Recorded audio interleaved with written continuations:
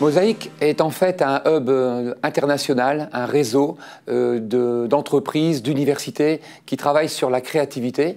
Et ce réseau organise des écoles de printemps, des écoles d'automne, d'été, à Montréal, Barcelone, Strasbourg, Bangkok, l'année prochaine à Melbourne. Et depuis 2 ans, à Lille, nous avons monté cette école de créativité pendant laquelle les participants réalisent des projets, bien sûr. C'est une formation et ils obtiennent à la fin un certificat jugeant de leurs aptitudes à travailler ensemble en équipe co-élaborative. Donc l'Université catholique de Lille est membre du réseau Mosaïque depuis 2 ans. Après avoir longtemps participé à ces écoles, elle a décidé il y a 2 ans, en 2015, d'organiser sa propre école de printemps. Et cela permet de créer un réseau apprenant de collaborateurs. Donc le but de Mosaïque n'est pas seulement de monter une formation, mais surtout de créer ce réseau, ces interactions entre toutes ces participantes, ces participants qui ont envie d'échanger entre eux des bonnes pratiques concernant la créativité et le passage de cette créativité à l'innovation par l'expérimentation, le prototypage, d'où l'idée de monter un Fab Lab de 3 jours cette année pour Mosaïque 2016.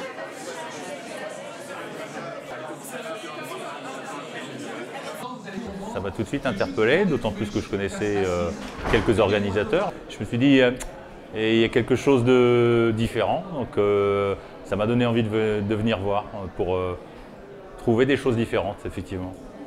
Il suffit de donner à Paul votre prénom et votre nom, donc avec le badge, ça suffit, et de lui indiquer un objet qui pourrait vous symboliser.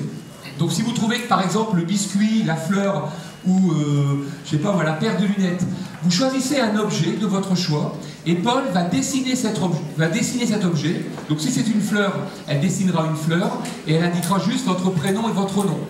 De manière à ce que le 3e jour, on ait une mosaïque géante avec chacun d'entre nous, à la fois participants, animateurs, organisateurs, tous imbriqués dans cette mosaïque. On nous a collé une étiquette dans le dos et on devait trouver le nom qui nous était collé, en l'occurrence c'était un aliment, et trouver quel aliment on était. Par des questions simples qu'on posait aux autres qui connaissaient. Et puis on devait se trouver notre étiquette et ensuite se rassembler entre aliments de la même famille, et c'est comme ça que nos groupes se sont créés. Ouais. Ok. Biscuit. Oui. C'est pas forcément trouvé avec des gens, qu'on connaissait, 2 du coup qu'on avait choisi. C'est assez amusant de se retrouver avec des gens différents.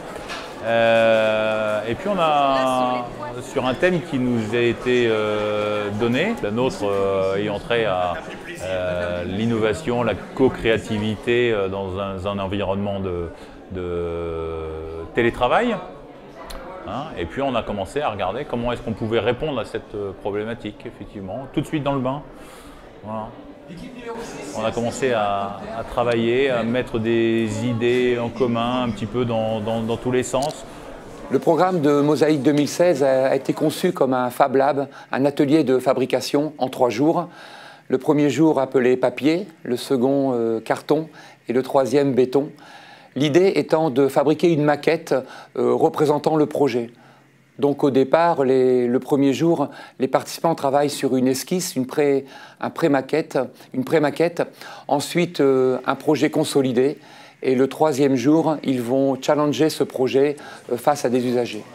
La journée papier, c'est vraiment de pouvoir écrire, laisser libre le cours à son imagination, à celle du groupe, et d'écrire sur des papiers tout ce qui nous vient en tête, sur des post-it qu'on colle, qu'on remet ensuite par famille, qu'on regroupe sur un paperboard. C'est vraiment d'écrire, de produire des idées au travers de nos papiers, petits papiers qu'on agrège.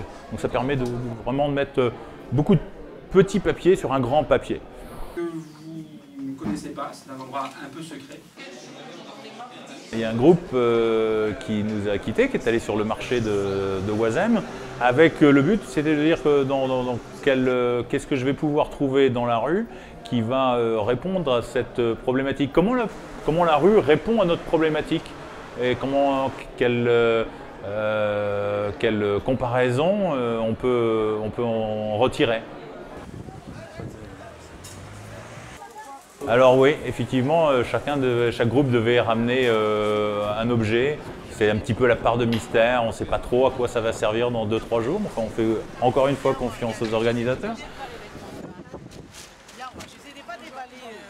Après ça, sous forme de découpage dans des magazines, on a essayé de remettre en idée avec des images quelles sont les problématiques qui se posent à nous, comment on peut y répondre, simplement par des images, ça doit être très, très visuel. Donc on a découpé dans des magazines, collé ça sur des paperboards.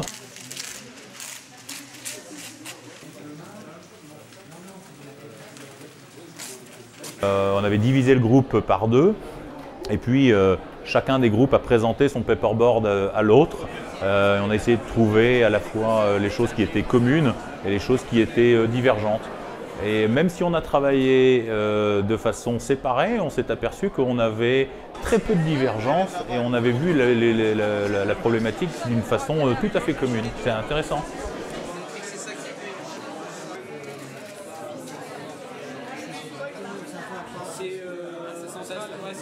Il y a beaucoup d'intérêt, beaucoup d'amusement, mais on retrouve les problématiques qu'on a de travail en groupe et de travail en entreprise avec des gens qu'on n'a pas forcément choisis. On n'a pas forcément les mêmes façons de travailler. Il y a un petit peu de tension au début, il faut se caler en se disant « ouais, un tel, moi je ne travaille pas comme ça ». Mais pendant 3 jours, on va bosser ensemble, il faudra sortir quelque chose. Donc c'est intéressant, on va contre soi, contre ses idées, et puis on produit réellement quelque chose. C'est cette histoire de papier pour aller jusqu'au béton. On a vraiment l'impression de produire quelque chose et pour autant d'avoir une imagination complètement débridée qui nous permet de réaliser cette idée. Les participants de Mosaïque 2016 viennent de toute la France, mais aussi de Belgique, du Québec, de Suisse. Et ces participants sont tous intéressés pour travailler en mixité sur des projets concernant la créativité et l'innovation. On a affaire à une grande diversité de participants, surtout cette année, responsables d'entreprises, directeurs généraux, responsables des ressources humaines pour les entreprises, mais aussi des universitaires, des professeurs, des enseignants, des responsables de cycle, des doctorants, dont l'intérêt majeur est d'imaginer de nouvelles idées pour travailler sur des projets innovants.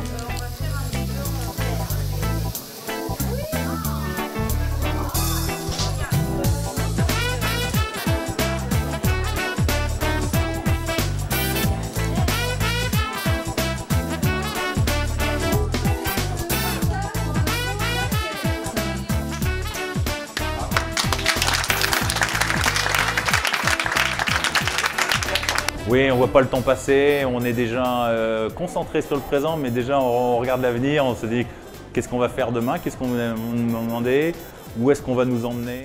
Voilà, Mosaïque est à la fois une école de printemps de créativité, du management, de l'innovation, mais c'est vraiment une formation où les participants apprennent à travailler ensemble.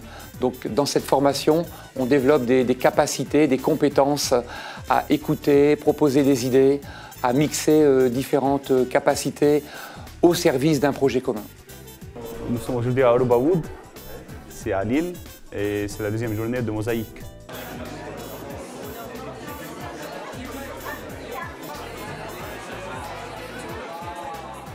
D'abord, Mosaïque se fait à l'Université catholique de Lille et l'HEI c'est une filière, si on veut dire, de l'Université catholique de Lille. Et j'ai vu qu'ils font Mosaïque ici, c'est management de la créativité. Ok, c'est pas vraiment mon domaine, moi je suis doctorant en informatique, mais ça m'intéresse vivement. Et maintenant, je ne regrette pas ça. Donc l'équipe 8. Alors, on va faire de la manière suivante. Cette deuxième journée, c'est la journée, si on va s'enchaîner, papier, carton, béton, on est maintenant dans la journée, la deuxième journée, c'est le carton. Oui, en fait, moi, au début, quand j'ai vu papier, carton, béton, je dis, bon, ça veut dire quoi? Qu'est-ce qu'on va faire? Comment ça va s'enchaîner? on a commencé encore maintenant à la phase d'artefactisation. Alors, on a commencé par provoquer du chaos, divergence d'idées, convergence d'idées, pour arriver de plus en plus vers la solution qui est la maquette qui va arriver à la troisième journée en béton. On a commencé à se lister autour de notre thème des phrases comme « notre thème c'est comme ceci, c'est comme cela, ça nous fait penser à tel domaine ». Donc on a phosphoré pendant quelques temps là-dessus. Et donc on a une page là entière, hein, on a griffonné. Et après on a synthétisé cet ensemble de CECOM en domaines. La méthode c'était de projeter notre sujet. Alors tout d'abord notre sujet c'est sur le télétravail et le coworking. Comment le télétravail va exister avec le coworking. Alors l'idée c'était de projeter cette idée-là sur un exemple de la vie existante. Par exemple la cuisine. Comment on peut dans la cuisine faire le télétravail et le coworking. Je ne sais pas, dans le militaire, dans la musique. C'est projeter cette idée-là sur une autre et voir qu'est-ce que l'autre idée peut apporter et pour s'approcher un peu du résultat. Non, l'ordre c'était de faire du brainstorming tout d'abord, regrouper les idées, puis commencer à maqueter. Hier c'était le papier, aujourd'hui c'est en carton. Oui, il y avait des moments un peu intenses, il y avait des débats un peu chauds qui viennent de différents axes, différents pays. Moi je viens de Liban, il y a de la Belgique, il y a de la France, il y a de l'Espagne. On est un groupe vraiment hétérogène, avec différentes cultures, et différents comment dire, éducation. Un peu de gens qui quittent, qui reviennent, mais à la fin, maintenant on est bon en groupe et on discute mieux et ça va mieux.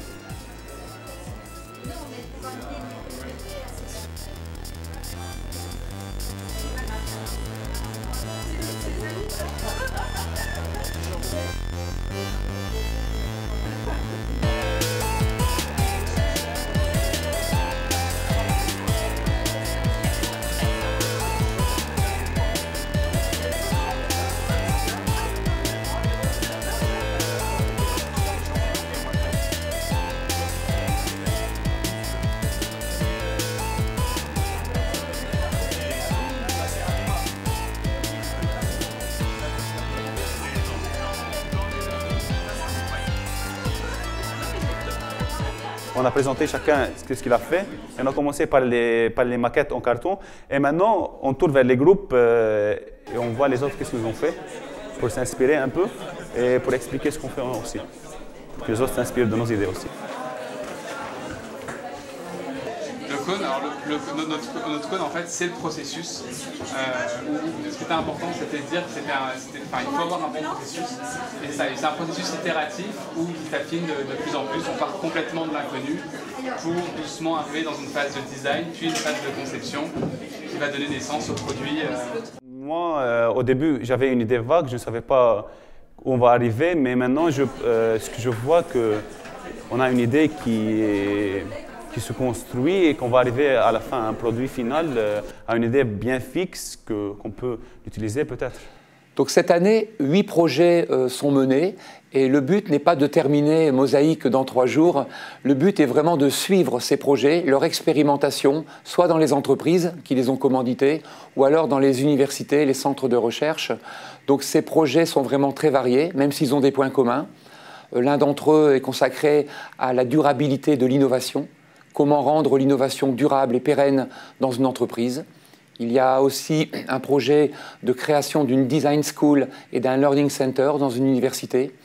Ou alors des projets un peu plus focalisés comme celui de créer un pense-bête intelligent pour soi-même et ses collaborateurs.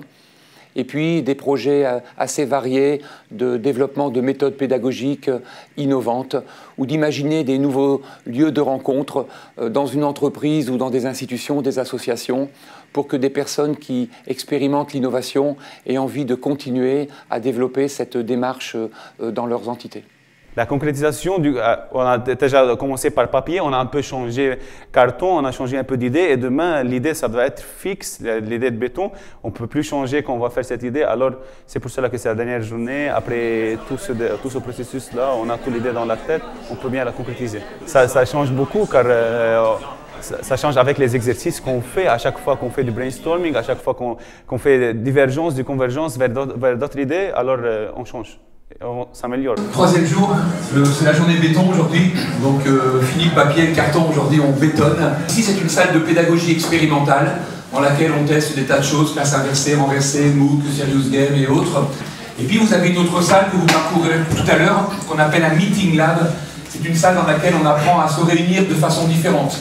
Donc vous avez travaillé sur des projets, vous avez fait des esquisses, des pré-maquettes, des maquettes, vous avez construit vos maquettes, et aujourd'hui va se passer quelque chose peut-être de différent, qui va vous permettre de consolider vos projets, parce que cet après-midi, on va changer de lieu, on n'ira pas très loin, on traversera juste le boulevard Vauban, et on vous fera découvrir un quatrième lieu qui s'appelle Adicode Vauban, dans lequel vous consoliderez les projets, enfin ce sera plus que des projets, et vous allez faire des présentations, on va vous donner les règles du jeu.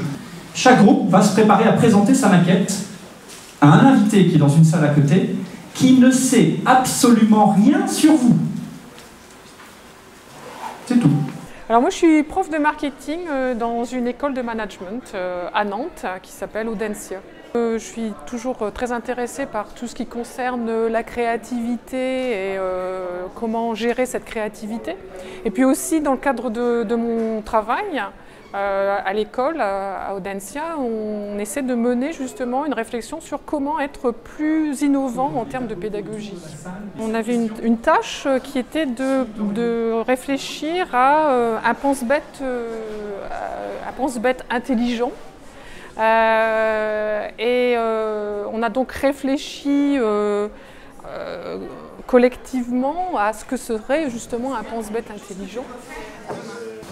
Et est-ce que quelquefois tu te dis, en fait, je peux bien les partager ces bonnes idées? On est vraiment dans une démarche de prototypage.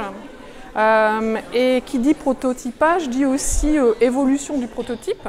Donc c'est vrai qu'au départ on a un prototype papier, c'est-à-dire quelque chose de pas très élaboré qui peut être en 2D, en 2 dimensions. Ensuite on est passé sur du carton, c'est-à-dire 3D quelque part. Et puis là on passe pas tout à fait en 4D, mais on passe sur le béton, c'est-à-dire quelque chose qui prend de plus en plus forme et qui est aussi de plus en plus évocateur en fait du projet final.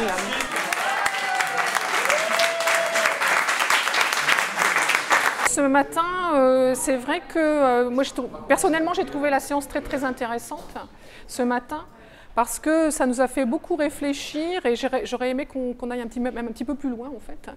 Ça nous a fait beaucoup réfléchir sur la place des personnes externes dans le processus de créativité et d'innovation. C'est-à-dire qu'on a eu la grande chance ce matin de pouvoir d'intégrer dans nos équipes à un moment une perspective complètement externe à nos projets. Et donc, alors parfois, les commentaires sont très positifs. Parfois, les commentaires sont un peu moins positifs, mais ça nous fait aussi, nous, réfléchir à nouveau sur ce qui nous paraissait peut-être très, très évident, mais c'était évident pour nous, mais pas pour le reste du monde. Et la place de l'autre et des autres dans le processus de créativité, ce que j'aime beaucoup, moi, dans la créativité, c'est l'aspect collaboratif. Et qui dit collaboratif, dit faire venir sur le projet des personnes qui, au départ, n'avaient peut-être aucun intérêt dans le projet ou qui ne comprennent pas le projet. Mais c'est là toute la beauté, finalement, de réexpliquer le projet. Plus on l'explique, et plus on le comprend nous-mêmes, et plus on le fait évoluer. Donc ça, c'était ce matin, et j'ai trouvé que c'était vraiment très, très positif. C'est quand même un sacré piège, une maquette. Quand on a formulé des idées plus ou moins adroitement, puis je te félicite encore là-dessus, mais plus ou moins adroitement dans un objet, on finit par être super centré sur l'objet, alors qu'il faudrait au fond le détruire régulièrement. Il faudrait qu'on détruise régulièrement notre maquette et qu'on recommence systématiquement en l'alimentant. Ce que ça nous a permis aussi ce matin, cet échange, c'est de s'émanciper de notre objet et puis de retourner au projet lui-même. Ça, c'est difficile en fait, parce que dès qu'on cristallise, un papier, carton, béton, on voit bien la progression matérialisante, mais dès qu'on cristallise, finalement, on est en train de s'enfermer. Donc être capable de produire peut-être plusieurs maquettes, de les détruire régulièrement et de les refaire serait probablement plus habilitant que de s'attacher juste à un objet cristallisant. On prototype un projet, mais quelque part aussi, ce qu'on est en train de prototyper, c'est notre façon de réfléchir et nos processus de créativité, en fait.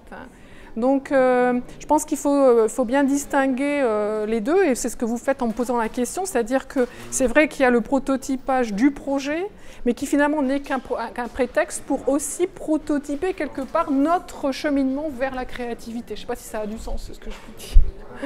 On a beaucoup, bien sûr, progressé, comme ça a déjà été dit, entre les deux présentations. On a beaucoup scénarisé pour essayer de mettre en scène notre maquette et que justement elle ne recouvre pas tout. Alors ce qui est intéressant par rapport à ce que tu disais, c'est que dans la deuxième présentation, au début, on a caché la maquette.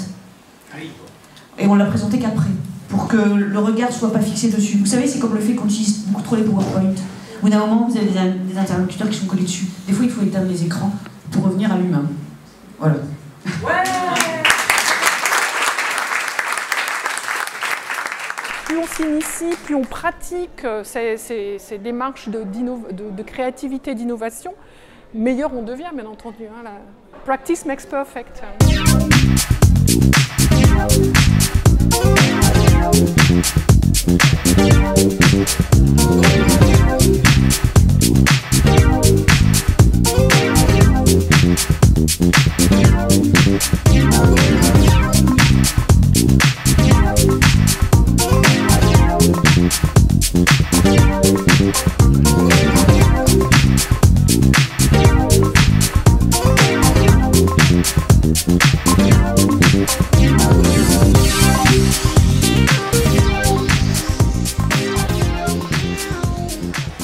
On l'a imaginé pour que ça nous rende la vie beaucoup plus simple.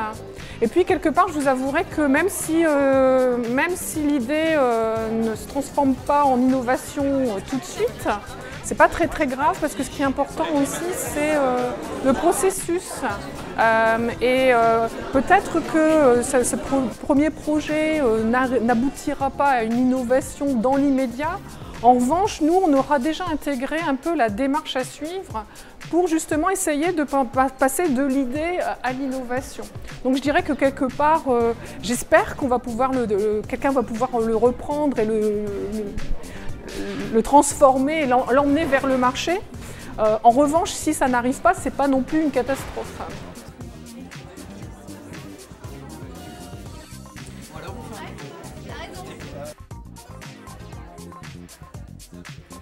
Alors ça, c'est un peu l'aspect fun. Alors c'est vrai que dans la créativité, il ne faut pas oublier l'aspect fun. On crée bien quand on est dans un environnement où on se sent bien, on se sent très à l'aise. Ce qui est le cas ici, hein, c'est peut-être ce que j'aurais dû dire tout à l'heure. On a été reçus dans un environnement qui nous a permis vraiment de tous bien nous relaxer. Et donc cet après-midi, l'idée est d'utiliser un autre médium pour essayer d'expliquer à nouveau notre démarche. Alors c'est bien parce que ça nous fait réfléchir, nous aussi, à comment est-ce qu'on peut expliquer un projet d'une façon complètement différente. On est donc dans l'analogie, on est dans tout ce qui est comparaison. Ça nous fait donc réfléchir d'une façon très différente et ça nous permet, une fois encore, d'expliquer le projet, mais de façon plus ludique peut-être, et puis avec un médium différent.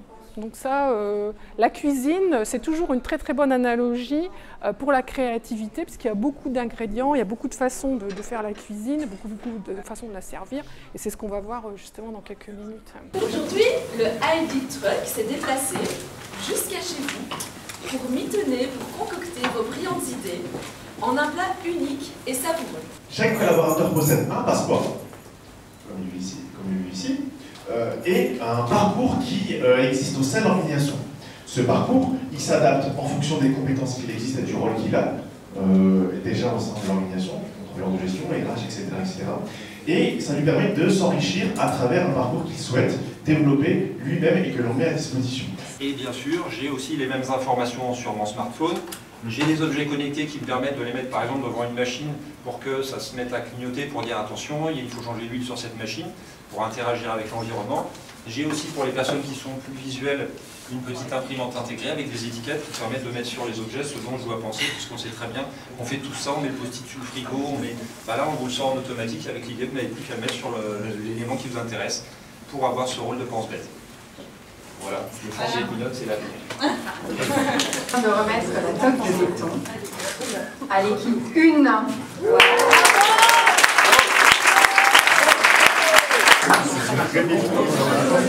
Donc on va ouvrir le béton. Voilà, je vous remets la table de béton.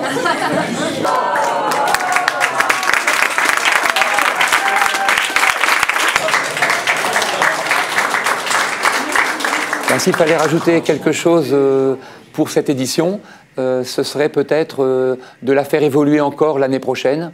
L'idée étant que Mosaïque 2017 ne soit pas une répétition de cette année, mais vraiment la continuité.